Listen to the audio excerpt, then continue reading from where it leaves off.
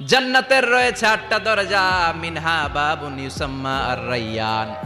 8টা দরজার মধ্যে স্পেশাল একটা দরজা আছে, ওই দরজার নাম হলো রাইয়ান।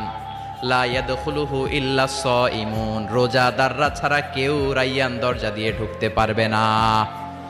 আবার বিশ্বনবী বললেন, মান দাখালাহা লাম ইয়াজমা আবাদা, একবার রাইয়ান দরজা দিয়ে যে ঢুকবে চিরকালের জন্য তার গলার তৃষ্ণা মিটিয়ে দিবে কে? সিয়াম যারা পালন করবে তাদের জন্য আল্লাহ তাআলা এই দরজা দিয়ে ঢোকার পারমিশন দিবেন।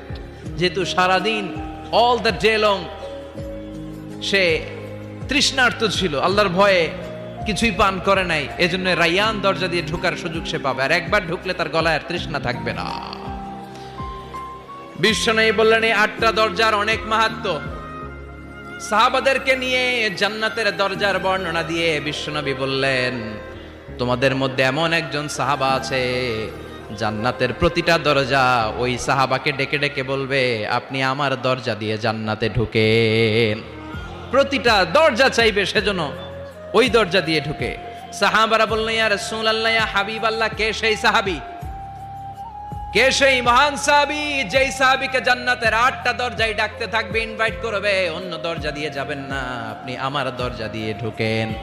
বিশ্বনবী বললেন, সেই সাহাবী হলো আমার হিজরতের সঙ্গী আবু বকর as-সিদ্দিক। পড়েন সুবহানাল্লাহ। কি ব্যক্তিত্ব ছিল, অসাধারণ ব্যক্তিত্ব, পার্সোনালিটি।